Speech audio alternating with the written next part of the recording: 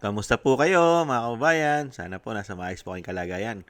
Ang inyong lingkod po si Kamanong ay nagbabalik po muli at tayo po ay magsama-sama magkomentuhan dito po sa Tambayan Makabayan. Mag-umpisa na po tayo at makibalita po tayo muli kay Kitty, kay Ma'am Kitty Veronica Duterte, ang bunsong anak po ng dating Pangulo at siya po ang nasa The Hague ngayon, Netherlands.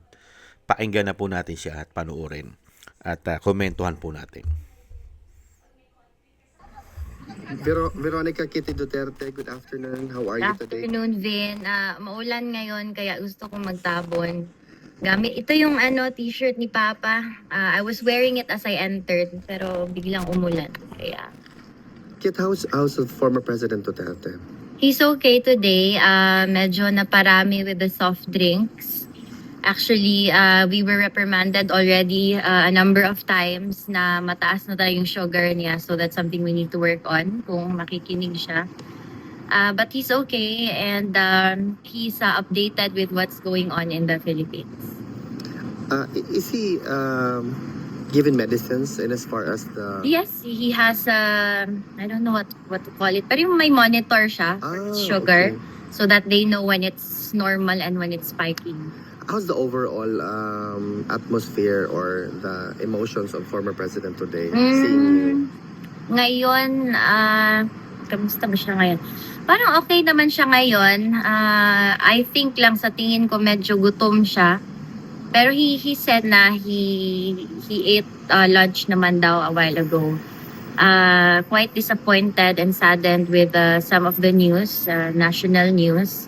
But he's okay. He's rooting for the Philippines and the Filipino people. So, Alam ba ni PRRD na may nangyaring malaking rally right I after? informed him just now. Actually, parang, ewan ko ba, pero si PRRD kasi he's also intuitive. So, pagpasok ko, anong balita? Anong nangyari? Sabi ko, who told you? Sino nagsabi sa'yo? Kala ko nakichismis na naman siya. Yun pala, kutob niya lang na may nangyayari. And then yun, I broke the news to him. Sinali ko yung the protests that's happening in the Philippines right now, especially in EDSA. And he's worried kasi obviously being inside, he's not active, wala siyang magagawa to directly help the country. Pero nonetheless, he's still praying and he's rooting na ang mananalo is yung tao, not any political color. Hindi yung mga nasa taas, kundi yung tao, Pilipino. Meron pa siyang specific na message na gustong ipahiwatig sa mga Pilipino aside from that his concern? No specific message, no. He just worded in salamat. Thank you. He just worded it in a way to me. I think this isn't the time for divisive comments or for standing by political colors alone. This is the time to be loyal to the country, to your fellow Filipinos, and to the welfare of everyone. Kit, do you have a reaction to what's happening to our country as a private citizen in this regard? I'm very saddened also, no. Yes, I may not be in politics or I don't have a position, pero I mean it affects everyone. Kasi at the end of the day, compared to them, yung mga magnanakaw, maliit na tao lang tayo. So, it affects us. It will continue affecting our daily lives until we do something about it. Until all of us really take action. Do you have questions, guys? Guys? Kit, thank you for this. Thank you for this interview. Mabuhay ka. Thank you. Mabuhay. Yan po mga kababayan, ang ating butihing anak na bunso ng ating dating Pangulo na si Kitty Veronica Duterte, mga kababayan. Ingat-ingat po kayo dyan sa Netherlands, sa The Hague. At syempre, nagpapasalamat po tayo kay Sir Alvin sa patuloy niya pong suporta at nagbibigay po sa atin ng balita kung ano po ang nangyayari sa The Hague, Netherlands. Maraming salamat po, Sir Alvin. Excuse me po. Yan po mga kababayan, ang update po sa ating dating Pangulo ay isa po yung tumataas po na sugar niya. Dahil alam naman po natin na ang dating Pangulo ay may mga karamdaman. Isa na po ang kanyang sugar. At syempre yung kanyang edad, syempre hindi na po bata, mahigit 80 anyos na. Kaya immune na po sa mga sinasabi pong sakit. At yun po ang ating pong dinadasal na lagi po sanang gabayan at bigyan po ng mahabang buhay at kalusugan ang dating Pangulo. At nang makasama pa po natin siya ng napakatagal at makauwi pa po siya sa ating bansa sa lalong mabilis. Dahil alam naman po natin pare-pares kung ano po nangyari at ginawa sa kanya. At doon po tayo bibilib sa ating dating Pangulo.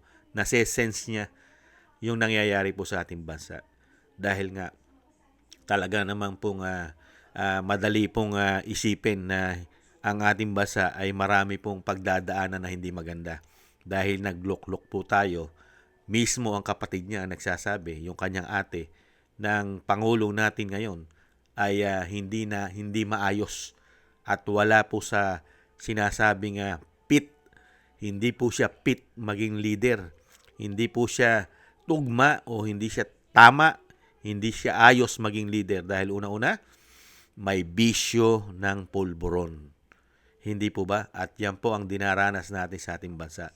Kung ang isang presidente po ay may bisyo ng pulburon, saan pupulutin ang bansa mo? At alam naman po natin pagka may bisyo ng pulburon, ano po ang unang sakit niyan? Ang unang sakit niyan ay pagnanakaw di umano. At yan po ang nangyayari sa ating bansa. Ninakawan tayo ng ninakawan ng ating buwis. At ang pinakamasakit, napakaraming magnanakaw sa ating gobyerno. Hindi lang po isa. Isang damukal. Hindi po ba? Kaya wag po kayong mag-alala, dating Pangulong Duterte. Ang dapat pong isipin nyo yung inyo pong kalusugan at inyo pong kalakasan. Napaka-importante po yan. At umaasa naman po kami sa Pilipinas, sa ating bayan, na malalagpasan po natin lahat ang mga nangyayari po sa ating bansa. At sana siyempre po ang hinihiling naman natin at dinarasal sa may kapal, tumulong na po sana. Tumulong na po sana at makonsensya naman po sana sa nangyayari sa ating bansa ang ating mga men in uniform. Yun lang naman po ang tanging hiling at dasal natin. Makonsensya naman sila. Hindi po ba? Maraming salamat po, Ma'am Veronica. Ingat-ingat po kayo. At syempre sa aming mga dasal at panalangin ay kasama po ang inyong buong pamilya. Maraming salamat po sa inyo pong patuloy na pagbibigay po ng update sa sambayan ng Pilipino na nagmamahal po sa dating Pangulo na napakarami pong iniwang magagandang legasiya. Hindi man po perpekto ang dating Pangulong Duterte, pero napakarami niya pong nagawa. At yun po ang naging tatak sa puso't isip ng mga Pilipino, yung kanyang mga legasiya. Hindi po ba? At lalong-lalo na yung kanyang sinasabi po nating tatak niya, yung may tapang na may malasakit pa sa mga Pilipino at ganun din po sa ating mga bayaning OFW. Mabuhay po kayo dating Pangulo. At thank you po sa inyo pong paglilingkod sa bayan na naging sinasabi pong matagumpay ang inyo pong politika sa ating bansa. At iyan naman po sana ay tularan ng maraming politiko. Pero sayang po, nasilaw po sila. Nasilaw po sa kapangyarihan at pera. Yan po ang pinakamasakit. Maraming salamat po sa naagusto po ng ating Tambayang Makabayan sa YouTube at TikTok at ganoon din po sa ating mga subscribers at patuloy na nagsusubscribe sa mga nagko-comment, like, and share. Shoutout po sa inyo lahat. At shoutout din po sa mga nagbibigay po ng tulong at biyaya. Shoutout po kay Eric Hershio from Canada.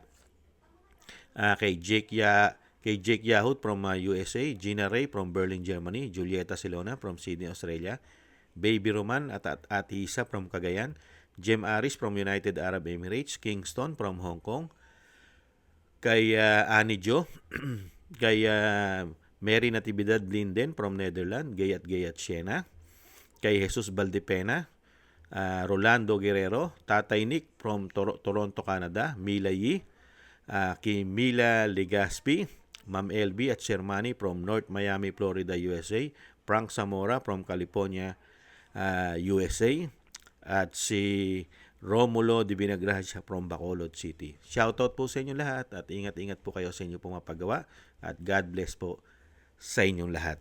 Taste lang po tayo mga kabayan at ingat-ingat po. Bye-bye!